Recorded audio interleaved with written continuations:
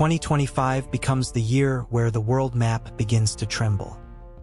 Borders stop being lines on paper and turn into trenches carved into soil by artillery shells.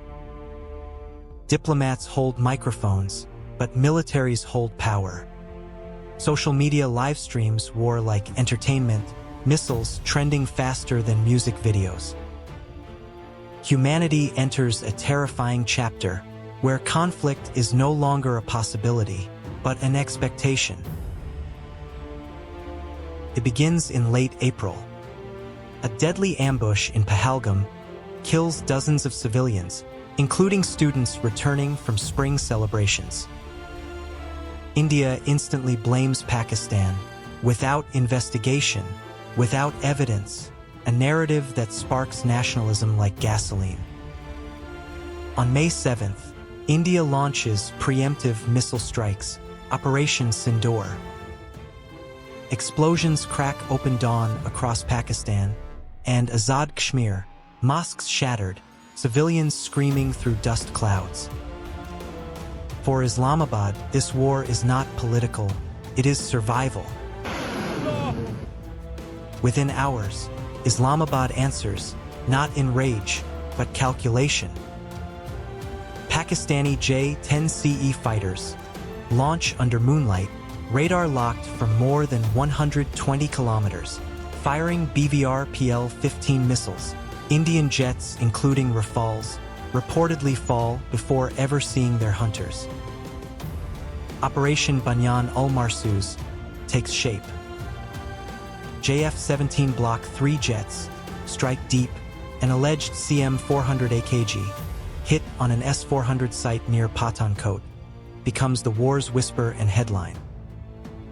On ground, Fatha-1 MLRS rains guided rockets onto forward Indian bases, freezing troop movement. Panic ripples. 3 days later, a ceasefire is forced. Pakistan emerges victorious and surprises the world. June arrives, with it, black skies. Israel launches a preemptive strike against Iran, air raids, cyber attacks, bunker-buster bombs collapsing military research centers. Tehran wakes to a sunrise painted by flames. This is not just war, this is an attempt to erase a nation. Iran answers with historic fury, more than 550 ballistic missiles, and over 1,000 drones launched toward Israeli targets. Tel Aviv sirens scream. Israeli air bases shake. The world watches in shock. Iran, long portrayed as weakened, shows military capability that forces even superpowers to pause. Just when Israel begins to stagger under Iranian retaliation, the United States enters, striking Iranian nuclear sites and command centers.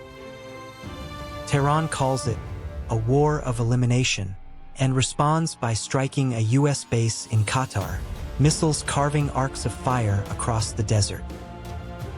Civilians across Iran suffer the worst, thousands displaced, hospitals overflowing, cities sleeping in underground basements. After 12 days, global pressure forces a ceasefire. But Iran declares, "We did not kneel." This war ends not with victory, but with a pause, a wound that awaits reopening.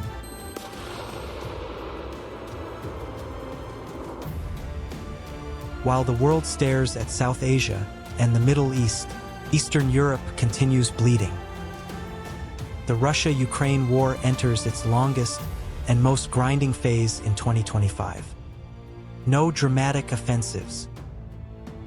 No celebrations. Just trenches, artillery duels, drones dropping grenades on lonely soldiers hiding in mud. Russia inches forward in the east, capturing villages at the cost of thousands of lives. Ukraine fights with dwindling ammunition and exhausted allies. Europe grows tired. But Kyiv refuses surrender, fighting every day not for victory, but to avoid disappearance. This war does not end in 2025. It freezes into a nightmare without an ending. In Gaza, 2025 feels like the continuation of a nightmare without waking. Airstrikes flatten neighborhoods in Rafah and Khan Yunis. Families sleep beside ruins that used to be their homes. Children search rubble for toys and instead find memories of siblings. Doctors work with flashlights, performing surgeries without anesthesia. And yet, even in horror, geopolitics plays its games. By September, U.S. President Donald Trump steps into negotiations. Cameras document handshakes and press conferences. A fragile ceasefire is signed. Aid trickles in. Journalists tweet peace. But inside Gaza, there is no cheering, only soft whispers. How long until the bombs start again? It is not hope, it is a pause. And pauses always end.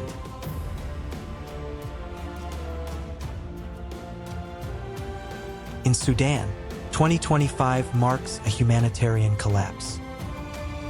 Rival military factions battle through cities, using civilians as shields, torching villages, leaving famine as a weapon.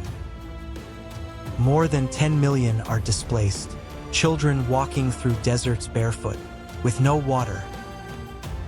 It is one of the deadliest wars in the world, yet the quietest, ignored because Sudan offers no geopolitical profit. No oil, no nuclear secrets, only human suffering, and the world scrolls past. The world's arteries, shipping lanes, turn into war zones. Yemen's Houthi forces fire missiles and drones at Western Allied ships crossing the Red Sea. The US, UK, and allies respond with naval strikes, turning the sea into a chessboard of submarines and carriers. Global trade slows. Economies shake. One war in Yemen suddenly affects the price of bread in Europe and gasoline in Asia, proving modern conflict is global, whether nations like it or not.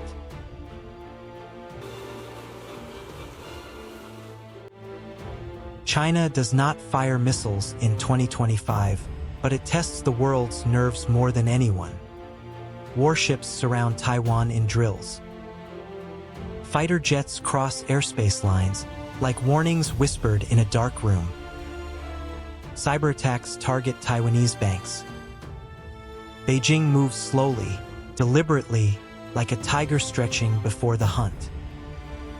The world fears that when this war finally ignites, it will make every previous one look small.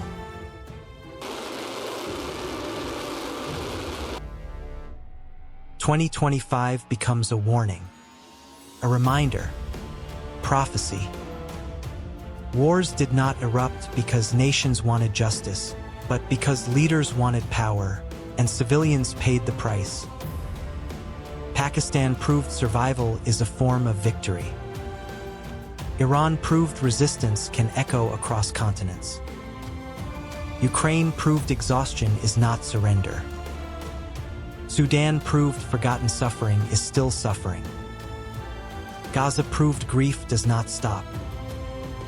The world ends the year not with peace, but with a fear.